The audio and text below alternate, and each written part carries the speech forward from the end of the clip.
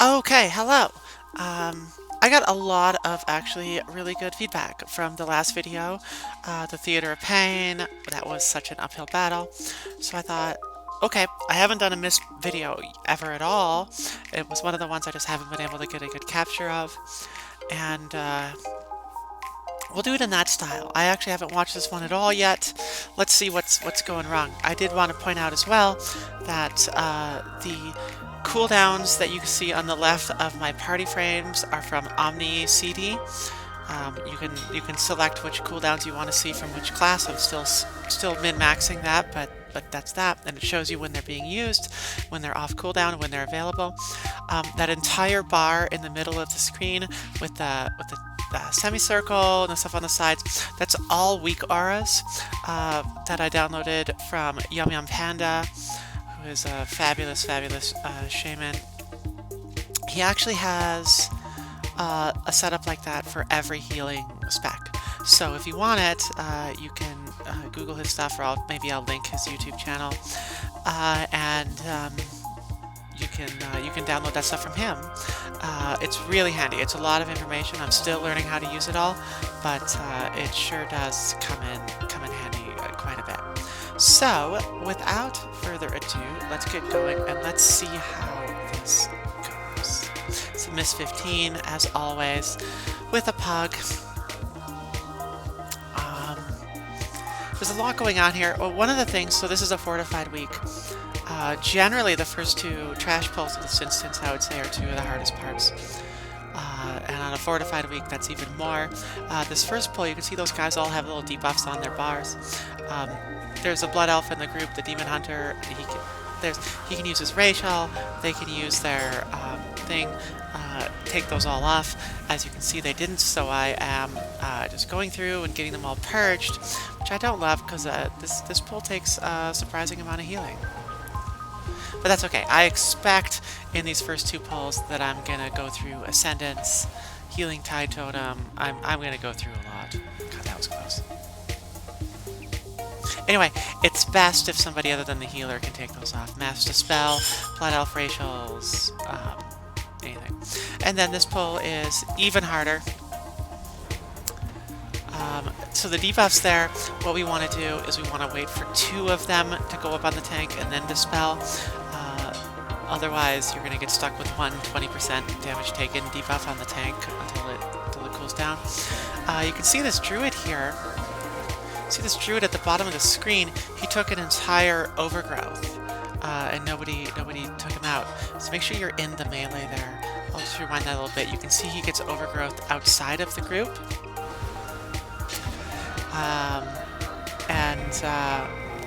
He just stays outside of the group, and then the melee doesn't see him and doesn't really fix it. He gets volcanic while he's back there too. That's fun.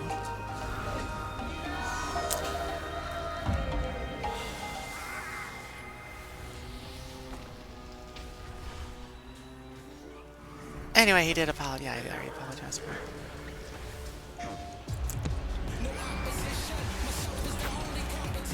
Okay.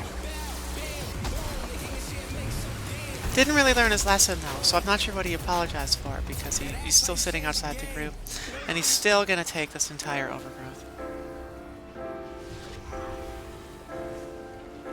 But I'm very polite.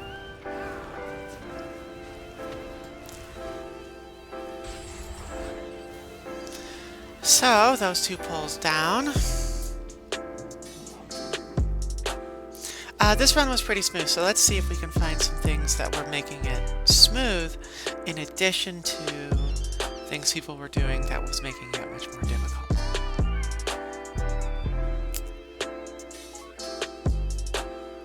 Another very dangerous pull.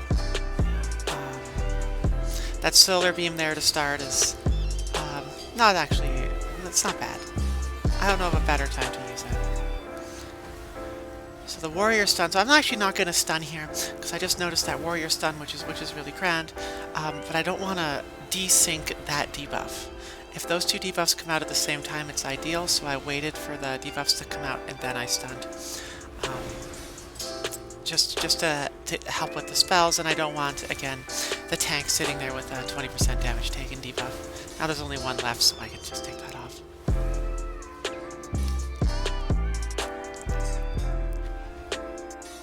I had a question about bursting and how to heal through it.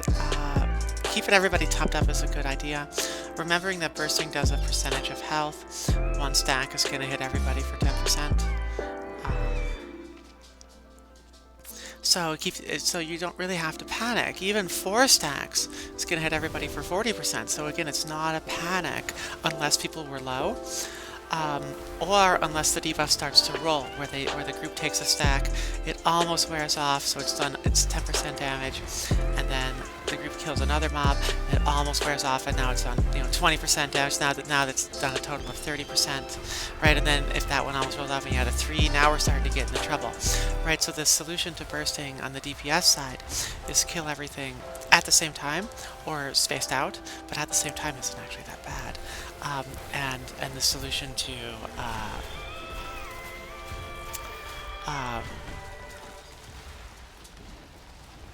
right.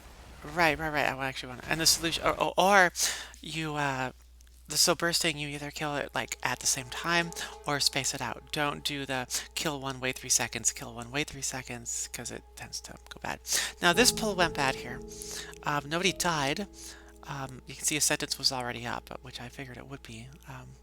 And you don't need it for this boss. If you need a sentence on this boss, something's gone terribly wrong. I'm actually going to rewind this. Because the thing about Bramble Burst is you can start moving before a cast, and I don't think any of us did that, including myself. So everybody's a bit low from Fury's Thrashing. That's not the worst thing ever. But then he Bramble Burst, look at, I'm standing in it, the Boomkin down there standing in it, DH stood in it. I don't know why you can't see me pointing. Why am I pointing? So we all just took a few extra ticks, and that got a lot more spicy than it really had to be. As soon as the guys cast Bramble Burst, start running, and you'll be out of it before it appears. Once you see it, then you have to do that. Then you're all slowed and everything else. But if you do it right as they cast, it never hits you.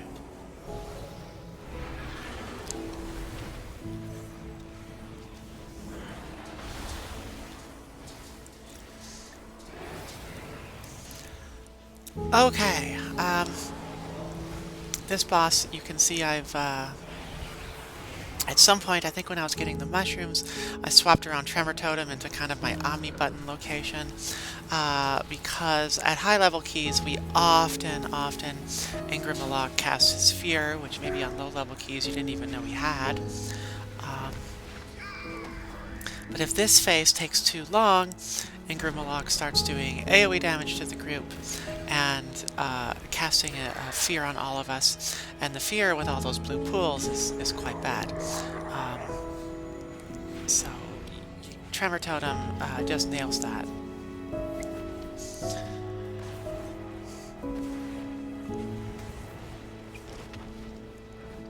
This guy is always, it shows the power of stacking cooldowns. When you use all your cooldowns at once, they all become worth so much more.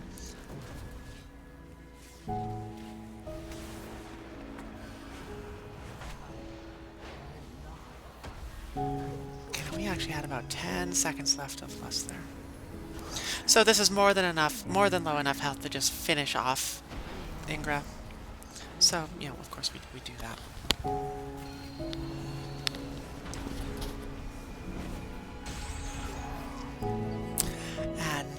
And there we go. That's about as smooth as that goes. Unless you just kill him in the first phase.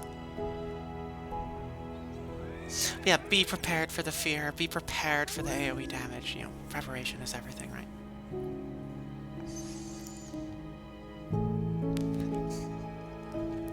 And then now these are more pulls that are just underestimated. Now this group does an actually pretty good job of it. I don't do a good job this pull. I get hit by a lot of that spear cone, which is totally my bad. That's just, don't stand there. So another thing that this group is doing well. So you see that there's a star up, there's a purple diamond up, there's a orange circle up. These people all have their kick targets. There is so much to kick and reference and stuff like that in these group. Now these are not kicks. The Stalker, there's nothing to kick. The Guardians, there's nothing to kick, but there are stuns and stuff to get off. And so each person is watching one mob, and they've labeled which mobs they're watching. And this is so important, and this is so key to these groups going smoothly. So I've chosen the Shaper, which somebody else has chosen, just because I knew that everything was taken care of, and so I generally will just default to a Shaper then and kick its Bramblethorn coat. But you can stun the bucking thing, which really sucks. In fact, you should stun that. There's the tenders that do the heals. All this stuff really needs to be taken care of, and yeah, marks are amazing for that. So get quick on that. Discuss beforehand, you know, which mark is yours, whatever, and it will go a lot smoother.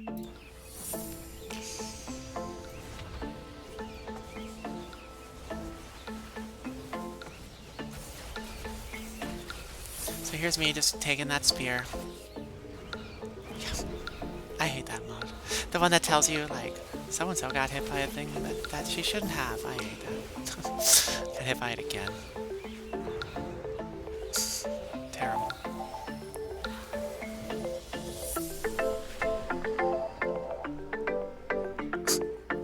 That was not my best.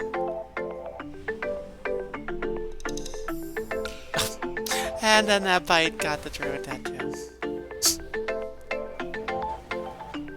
That whole thing would have been avoided if I just hadn't taken the damage. Like, there was nothing hard there, I just was standing in bad stuff. I mean, in the end, it didn't cost us very much. So, as we're running up, I'm picking the mobs, and you will see, I believe they are 2. Yep, so see the little things go up. There's actually not a lot to take care of here, so you just see the one mark, and that is perfectly normal.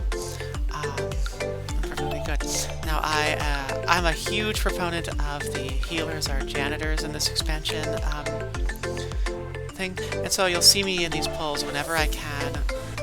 So if healing gets a bit intense, I don't do it. But I absolutely will be running around trying to solve the puzzle so that it's all ready when we are ready to go.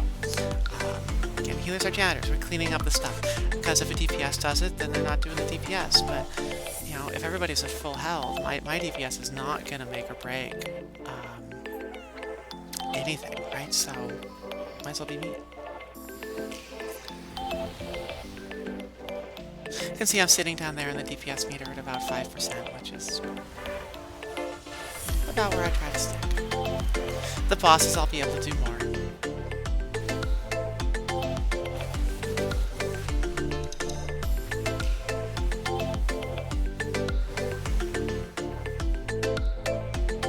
So, yeah, just running around, solving the puzzle.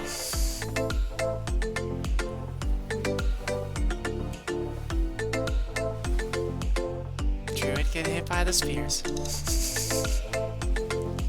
Sorry I can't tell you a lot about how the group is doing here because my camera angle's all over the place. But I do want to keep this going because it does get a bit spicy.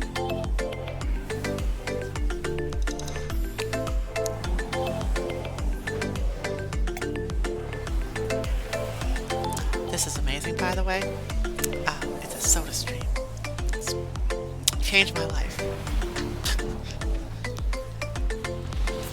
This is now paid content by SodaStream.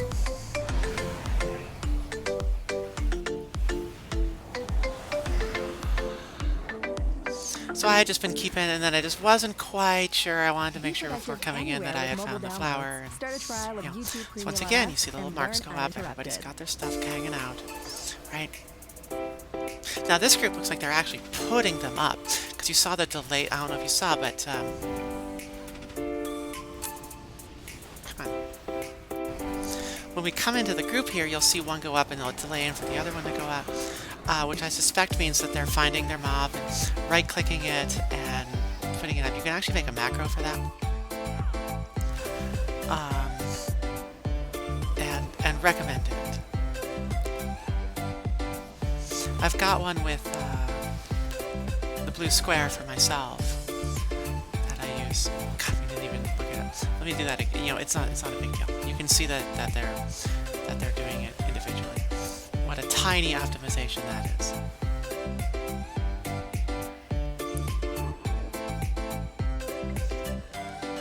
I think this is the one that I mess up.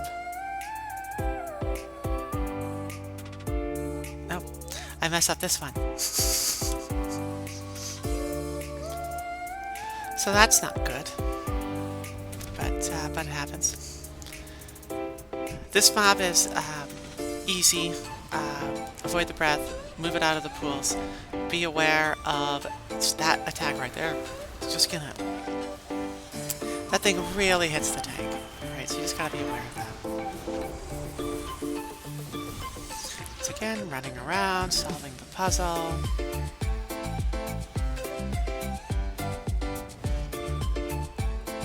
Yeah, and I'm like, I did it, friends. Look at me. I've solved it. It is not that one.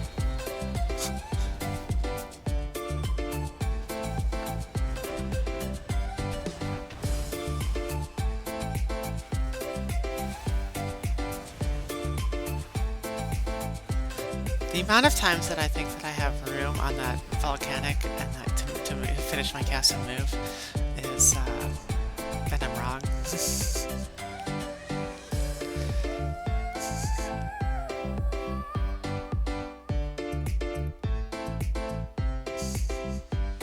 Once trust is broken, you know, it will never be the same again.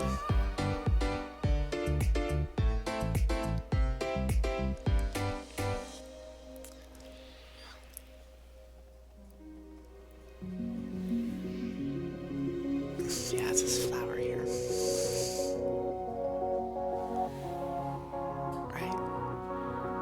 Yeah, the not filled in. The not filled in ones get me all the time. That is always, if I mess up, it's that one. Or if I get confused and go, I don't know what it is, friends, it's that one. Look at this, look at that. 4 marks, 4 players, 4 marks. Isn't that amazing? Now imagine doing this if you didn't have that organization.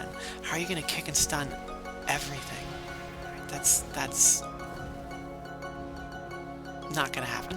Right, which is what, that's, there you go. Then all of a sudden, these pulls, which don't have to be super hard, become super hard. Just because people don't, because things get through. People panic or whatever else, right? If you go in and just mark stuff and go. Now here, we've got the pride going, which means that the exit here is going to be the one to the boss, because that's one of the nice parts about this route is you know that the one, you don't have to count how many you go through, the one with the pride is the last one. And so we could, but I'm only like 90% sure that I'm pointed in the right direction based on the mini-map, so I don't go through, waste 3 seconds, honestly, you know, and if you run back at this point, you lose the whole pride, right? So,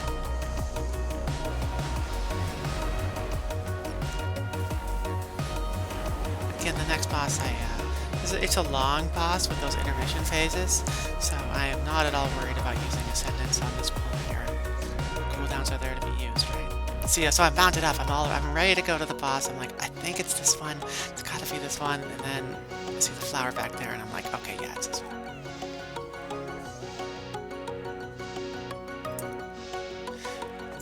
So, I forget to set up my bar somewhere before that, and I see my hex is not in the right spot, so we move that around really quick. Again, healers are janitors, and so I am going to take on myself to deal with the hexing of the fox on this one because I can. So you can see there it is. That takes priority over literally everything. Get that thing hexed. I do not remotely attempt to solve the puzzle on these because I'm the only one in this phase with something to do until we solve the puzzle. The 3 DPS have nothing to DPS. I guess the tank has to be aware where the boss is, but that is otherwise. There's nothing to be done, so they solve the puzzle. Right? Besides, I just solved the ones before it.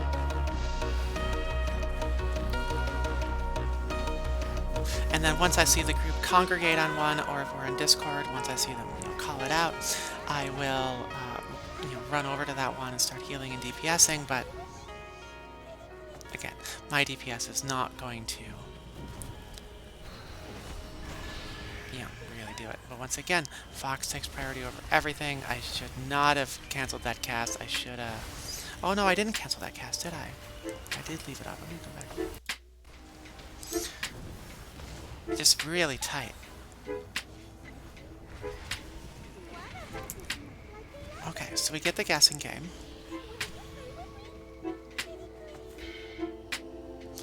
We're healing and stuff like that, and they're solving the puzzle. The fox comes out. I start casting Hex. I did cancel it. Shouldn't have canceled it. I used Spirit Walker's Grace and canceled the cast, which is a bit strange there. But we... Yeah. Spirit Link Totem. Spirit Link Totem to the rescue.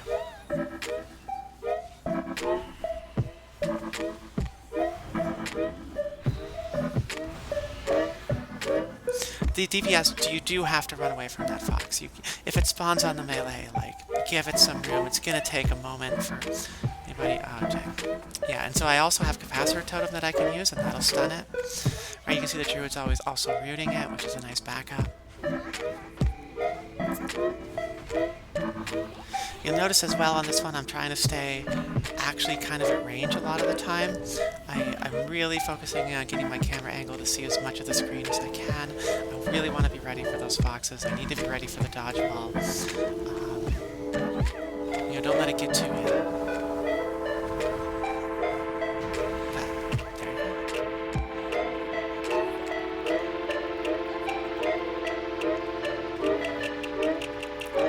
Here's the part where I'm always tempted to water walk somebody.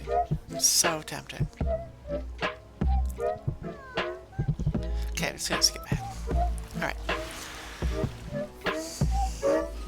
More pulls. I mean, I think I've said this in every third of this dungeon. I think this dungeon gets very underestimated. I do think it's on the easier side of the mythics in this expansion. I think that it's got a very forgiving timer, but I do think that we tend to underestimate it. There's a lot of output in these pulls. There's a lot of things that have to go down. If I see the tank pull all of them here, again, it's a fortified week, I will just throw my Earth Elemental in. Look at those volcanoes. Look at all those volcanoes. I wish I would put my stun down. There it went. Just there's all this poison on the group now. You know, it's... Oh yeah, that guy got hit by the...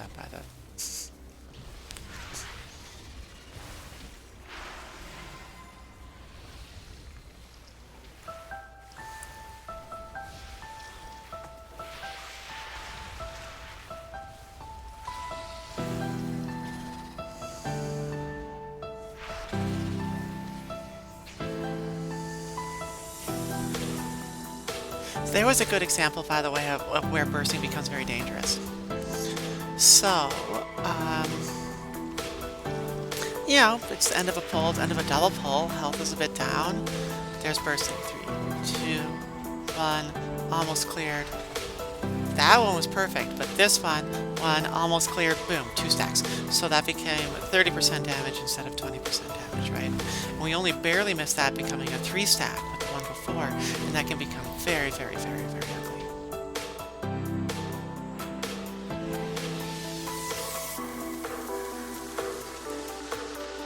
Just taking a quick drink here. You know, in the last one I was talking about that Demon Hunter tank that was always jumping well far ahead, and not just like running ahead, but doing that Demon Hunter leap thing where they're well away and then, you know, fighting and the rest of us are back here. That was the first time in the entire instance that I needed to take a drink break, and that tank was on it, right? That tank was just like, right, we are at low health, healer's got very low mana, we're gonna spawn a pride here, and that tank's, even though this was the first pull, the entire instance where that had to go, that tank was still on it for that, and I love that.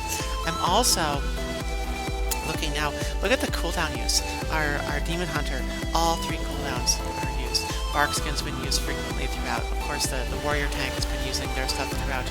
Rogue's been using their stuff throughout. I mean, their stuff is a little more situational. But, why is this going? Well, they're using all their buttons.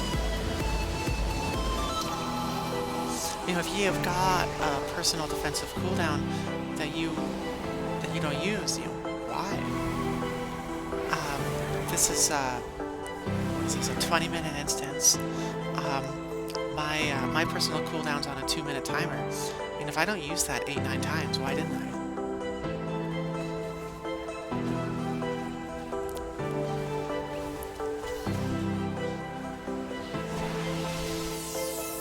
Like in here, if I get targeted with that green circle, or the fox bites in the one before, I hope I use my cooldown. I didn't a lot in this run, but that's just like automatic, like boom, cooldown, like here, right there, I used it. Right. See, I'm taking so much less.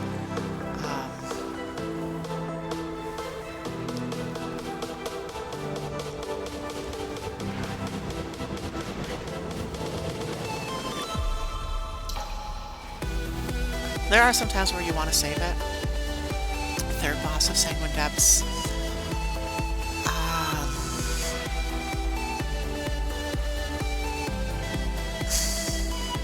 trying to think of others. I'm sure there is. The big red mobs in the other side. You know, have a personal defensive up for those. You know, for the most part.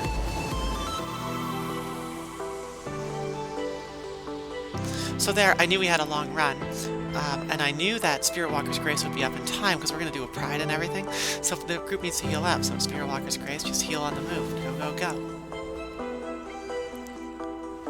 Between the pull and the pride, I will barely have to move, and they'll be ready for the boss. Use it. Alright, all the marks are up.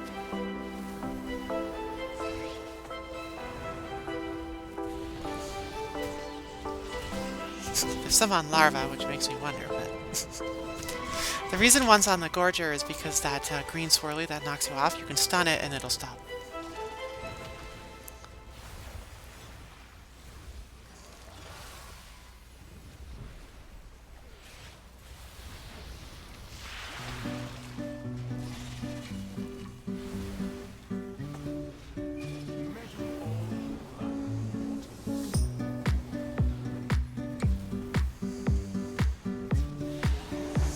And the other thing about bursting is, let's go back.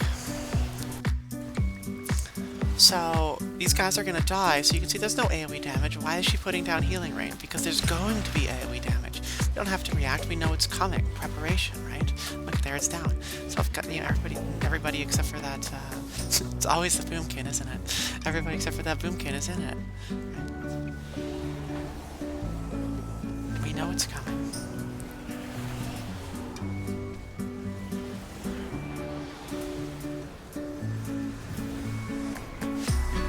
I shouldn't have moved around there.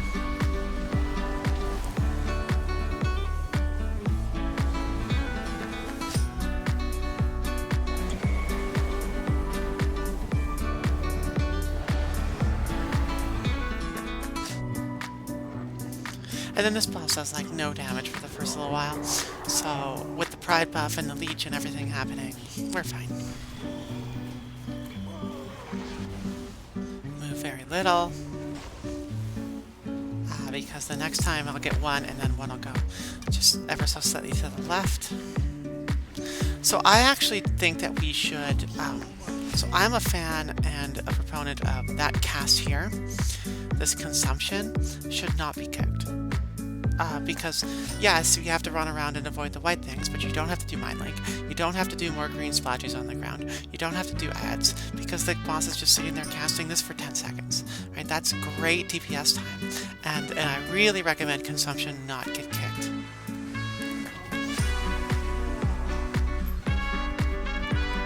The next time we hold on to it for a lot longer, I think. I think the next one goes through quite a bit, which is really nice. There we go, yeah. So like, oh no. But you imagine, let's hold on to that, because there was 8 seconds left on consumption, so.